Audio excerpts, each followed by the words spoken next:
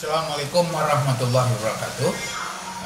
Pada sore hari ini saya dari Haidar Alwiqar dan Haidar Law Institute ingin mentestimoni tentang penangkapan yang menamakan dirinya Ustadz, yaitu Farid Oqbah, Dr. Zain An-Najah dan Dr. Anung Alhamad yang terindikasi dengan jaringan Jamaah Islamiyah.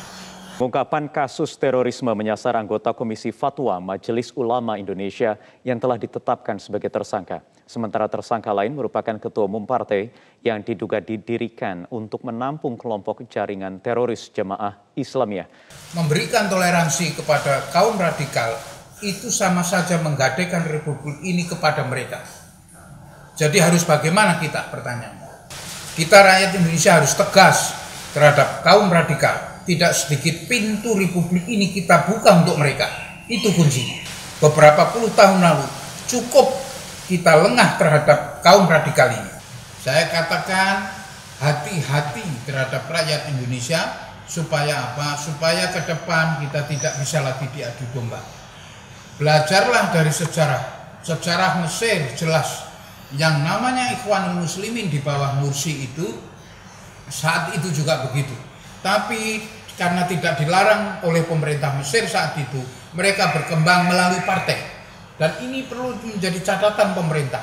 Hati-hati, mereka JI itu, Jamaah Islamiyah anggota-anggotanya bisa saja mendirikan partai. Seperti yang kita lihat contohnya. Nah, partai itu berkembang seperti Mesir, Ikhwanul Muslimin, sampai bahkan menang pemilu di 53% kalau nggak salah ingat saya. 53%. Begitu mereka menang pemilu, mereka kuasai pemerintahan dan mereka tidak bisa memerintah. 2 tahun langsung diambil alih oleh militer. Kita di Indonesia belajar sejarah jangan sampai terlambat. Jadi ke depan menjelang 2024 kita harus berhati-hati. Bersihkan dulu Indonesia dari kaum intoleran, radikalisme dan terorisme, sehingga pemilu kita berlangsung dengan aman damai dan pembangunan yang sudah dilakukan, yang sudah baik di zaman Pak Jokowi 10 tahun bisa dilanjutkan. Saya yakin, seyakin-yakinnya apabila mereka berkuasa di 2024, maka yang terjadi mereka akan membekukan seluruh proyek yang sudah dilakukan dan mengurus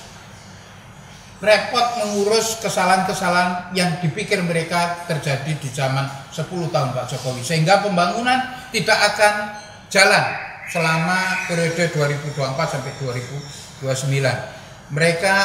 Kebencian mereka terhadap Pak Jokowi dan yang sekarang sudah luar biasa, sehingga apa yang mereka lakukan di 2024 apabila kita tidak kompak untuk menghabisi orang-orang radikal dan intoleran dan radikal, maka Indonesia menurut saya akan setback, mundur ke belakang lagi, dan pembangunan yang sudah dilakukan akan di-freeze, akan dibekukan, sehingga Indonesia menjadi negara yang mundur lagi. Terima kasih. Cut.